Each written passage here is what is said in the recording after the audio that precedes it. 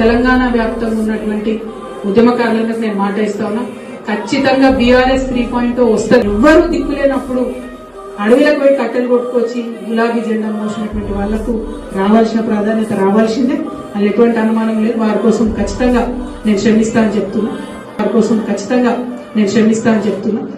Sorry very sorry. నేను ఏమనుకోవద్దు దయచేసి. This will be considered as a silliest question. నువ్వు దళిత ముఖ్యమంత్రిని చేస్తా అని చేయలేదు కదా, నేను వాస్తవం కదా అది. తప్పకుండా ఇతర పార్టీల నుంచి మా పార్టీ చేరితే చేర్చుకుంటాము, వాళ్ళకి యోగ్యత ఉంటే మంత్రి పదవులు ఇస్తాము, గ్యారంటీగా బాధ్యత ఇస్తాం. వాళ్ళ బేజాప్తా ఏమి నాకు అర్థం కాదు. ఇంత వ్యభిచార బుద్ధా రాజకీయాలలో? మీరు ఎట్లా టాలరేట్ చేస్తున్నారా జాయిజ్ జర్నలిస్టులు? ఇంకా మీరు ఉల్టా నన్ను కోసం అడుగుతున్నారు. ఆనే మీరే చెంపచీలు అనిపించాలా? సిగ్గుండాలి వస్తారు మీకు చెప్పాలని అడగాల. ఇప్పుడు నా ప్లేస్ లో మీరు ఉన్నారనుకోండి, ఎవరైనా చేరితే అంటే తీసుకుంటావా ఊకుంటావా? నీ క్యాబినెట్ లో ఇందరు ఉద్యమకారులే ఉంటారా మొత్తం? నేను కోరలేదండి, సారీ, యు ఆర్ రాంగ్. పక్కా పొలిటికల్ పార్టీ అని నేను చెప్పినాను, ఉద్యమ పార్టీ అని చెప్పలేదు. I'm on record.